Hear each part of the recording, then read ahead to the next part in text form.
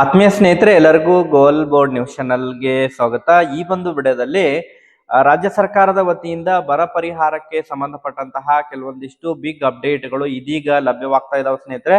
ಹೌದು ಸ್ನೇಹಿತರೆ, ಈಗಾಗಲೇ ರಾಜ್ಯದಲ್ಲಿ ಕಳೆದ ಸುಮಾರು ಜೂನ್ ತಿಂಗಳು ಮತ್ತು ಜುಲೈ ತಿಂಗಳಿನಲ್ಲಿ ವಾಡಿಕೆಗಿಂತನೂ ಕೂಡ ಬಹಳಷ್ಟು ಕಡಿಮೆ ಪ್ರಮಾಣದಲ್ಲಿ ಮಳೆಯಾಗಿದ್ದು ರಾಜ್ಯದ ಸುಮಾರು 154 ತಾಲೂಕುಗಳಲ್ಲಿ ಬರದಂತಹ ಪರಿಸ್ಥಿತಿ ಉಂಟಾಗಿದೆ. ರಾಜ್ಯದ 11 ಜಿಲ್ಲೆಗಳಲ್ಲಿ ಅತಿ ಹೆಚ್ಚು ಮಳೆ ಕೊರತೆ ಉಂಟಾಗಿದೆ. ಸುಮಾರು 15 ಜಿಲ್ಲೆಗಳಲ್ಲಿ ಕೂಡ ಮಳೆ ಕೊರತೆ ಉಂಟಾಗಿದೆ ಸ್ನೇಹಿತರೆ. ಒಟ್ಟಾರೆಯಾಗಿ ಸುಮಾರು 20ರಿಂದ 22 ಜಿಲ್ಲೆಗಳಾಗಿರ್ಬೋದು. ಅದರ ಜೊತೆಗೆ ಬಹಳ ಪ್ರಮುಖವಾಗಿ ಸುಮಾರು 154 ತಾಲೂಕುಗಳಲ್ಲಿ ಅತಿ ಹೆಚ್ಚು ಮಳೆಯ ಕೊರತೆ ಉಂಟಾಗಿದ್ದು, ಈ ಒಂದು ಜಿಲ್ಲೆಗಳಿಗೆ ಬರ ಅಧ್ಯಯನವನ್ನ ಮಾಡಿ ಮತ್ತು ಬರ ಘೋಷಣೆಯನ್ನ ಮಾಡಬೇಕು ಎನ್ನುವಂತಹ ನಿಟ್ಟಿನಲ್ಲಿ ರೈತ ಪರ ಸಂಘಟನೆಗಳ ವತಿಯಿಂದ ನಿರಂತರವಾಗಿ ಪ್ರತಿಭಟನೆಗಳನ್ನ ಕೂಡ ಮಾಡ್ತಾ ಇದ್ದಾರೆ, ಮನವಿಗಳನ್ನ ಕೂಡ ಸಲ್ಲಿಸ್ತಾ ಇದ್ದಾರೆ ಸ್ನೇಹಿತರೆ. ಸೊ ಅದರ ಜೊತೆಗೆ ಬಹಳ ವ್ಯಾಪಕವಾಗಿ ಚರ್ಚೆಯಲ್ಲಿರುವಂತಹ ವಿಷಯ ಅಂತ ಹೇಳಿದ್ರೆ ರೈತರ ಸಾಲವನ್ನ ಕೂಡ ಮನ್ನಾ ಮಾಡಬೇಕು ಎನ್ನುವಂತಹ ನಿಟ್ಟಿನಲ್ಲಿ ಅನೇಕ ರೈತ ಪರ ಸಂಘಟನೆಗಳ ವತಿಯಿಂದ ಕೂಡ ಹೋರಾಟವನ್ನ ಮಾಡ್ತಾ ಇದ್ದಾರೆ. ವಿಶೇಷವಾಗಿ ಈಗಾಗಲೇ ಉತ್ತರ ಕರ್ನಾಟಕ ಭಾಗದ ಜಿಲ್ಲೆಯ ರೈತರು ಕೂಡ ನಿರಂತರವಾಗಿ ರೈತರ ಸಾಲವನ್ನ ಮನ್ನಾ ಮಾಡಬೇಕು ಎನ್ನುವಂತಹ ಪಟ್ಟನ್ನ ಹಿಡ್ಕೊಂಡು ಕೂಡ ಕೊಂಟಿದ್ರು ಸ್ನೇಹಿತರೆ.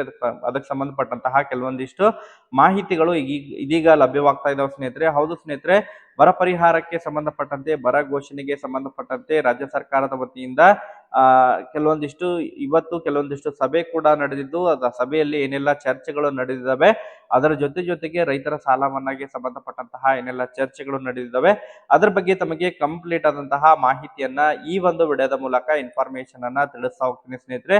ವಿಡಿಯೋ ಕೂಡ ತಮಗೆ ಸಹಾಯ ಆಗಲಿದೆ. ಸೊ ಆ ಕಾರಣಕ್ಕಾಗಿ ಪ್ರತಿಯೊಬ್ರು ಕೂಡ ತಾವು ಚಾನೆಲ್ ಅನ್ನ ಸಬ್ಸ್ಕ್ರೈಬ್ ಮಾಡ್ಕೊಂಡೇ ವಿಡಿಯೋನ ವೀಕ್ಷಣೆ ಮಾಡಬೇಕು. ಹಾಗಾದ್ರೆ ಬನ್ನಿ ಸ್ನೇಹಿತರೆ, ತಡ ಮಾಡದೆ ಈ ಒಂದು ವಿಡಿಯೋನ ಪ್ರಾರಂಭಿಸೋಣ. ಹೌದು ಸ್ನೇಹಿತರೆ, ಈಗಾಗಲೇ ರಾಜ್ಯದಲ್ಲಿ ಬರದಂತಹ ಪರಿಸ್ಥಿತಿ ಉಂಟಾಗಿದೆ.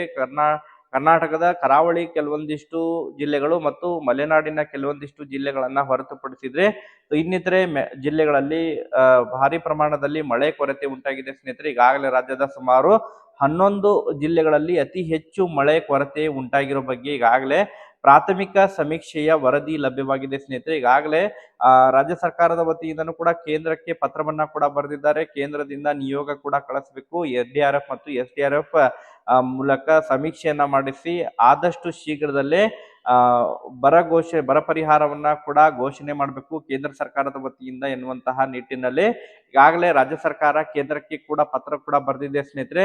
ಅದರ ಜೊತೆಗೆ ಬಹಳ ಪ್ರಮುಖವಾಗಿ ಈಗಾಗಲೇ ರಾಜ್ಯ ಸರ್ಕಾರದ ವತಿಯಿಂದನೂ ಕೂಡ ಈಗ ಸಮೀಕ್ಷೆ ಕಾರ್ಯ ಕೂಡ ಪ್ರಾರಂಭವಾಗಿದೆ ಸ್ನೇಹಿತರೆ. ಸುಮಾರು ರಾಜ್ಯದ 154 ತಾಲೂಕುಗಳಲ್ಲಿ ಬರ ಪರಿಸ್ಥಿತಿ ಉಂಟಾಗಿದ್ದು, ರೈತರಿಗೆ ನೆರವಾಗುವಂತಹ ನಿಟ್ಟಿನಲ್ಲಿ, ಅದರ ಜೊತೆಗೆ ಜಾನುವಾರುಗಳಿಗೆ ಮೇವು ಒದಗಿಸುವಂತಹ ನಿಟ್ಟಿನಲ್ಲಿ ಈಗಾಗಲೇ ಸೂಚನೆಗಳನ್ನ ಜಿಲ್ಲಾಧಿಕಾರಿಗಳಿಗೂ ಕೂಡ ಸೂಚನೆಯನ್ನ ನೀಡಲಾಗಿದೆ. ಅದರ ಜೊತೆಗೆ ಜಿಲ್ಲಾಧಿಕಾರಿಗಳ ನಿಧಿ ಬಳಕೆ ಮಾಡಿಕೊಳ್ಳಿಕ್ಕೆ ವಿಶೇಷ ಅನುದಾನ ಕೂಡ ಈಗಾಗಲೇ ಪ್ರತಿಯೊಂದು ತಾಲೂಕುಗಳಿಗೆ ಹಣವನ್ನ ಕೂಡ ಈಗ 1 ಕೋಟಿ ಹೆಚ್ಚುವರಿ ಮೊತ್ತವನ್ನ ಕೂಡ ನೀಡಲಿಕ್ಕೆ ರಾಜ್ಯ ಸರ್ಕಾರ ಮುಂದಾಗ್ತಾ ಇದೆ ಸ್ನೇಹಿತರೆ. ಸೊ ಒಟ್ಟಾರೆಯಾಗಿ ರೈತರಿಗೆ ನೆರವಾಗುವಂತಹ ನಿಟ್ಟಿನಲ್ಲಿ ಆದಷ್ಟು ಶೀಘ್ರದಲ್ಲಿ ಬರ ಪರಿಹಾರ ಘೋಷಣೆ ಮಾಡುವಂತಹ ನಿರೀಕ್ಷೆಗಳಿದಾವೆ ಅನ್ನುವಂತಹ ಮಾಹಿತಿಗಳು ಕೇಳ್ಬರ್ತಾ ಇದಾವೆ ಸ್ನೇಹಿತರೆ. ಈಗಾಗಲೇ ಸರ್ಕಾರಕ್ಕೆ ಕೂಡ ಮನವಿಯನ್ನ ಸಲ್ಲಿಸ್ತಾ ಇದ್ದಾರೆ.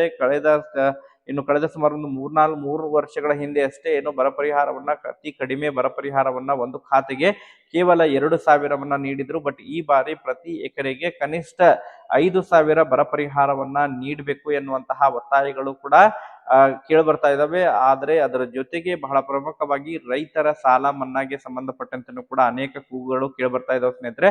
ಹೌದು ಸ್ನೇಹಿತರೆ, ಸಹಕಾರಿ ಬ್ಯಾಂಕ್ಗಳಲ್ಲಿ ರೈತರು ಪಡೆದಿರುವಂತಹ ಸಾಲವನ್ನ ಕಳೆದ ಸುಮಾರು 2-3 ವರ್ಷಗಳಿಂದ ಕೂಡ ಜಮಾವಣೆ ಮಾಡ್ಲಿಕ್ಕೆ ಸಾಧ್ಯ ಆಗದೆ ಕಟಬಾಕಿಯಾಗಿರುವಂತಹ ರೈತರಿದ್ದಾರೆ.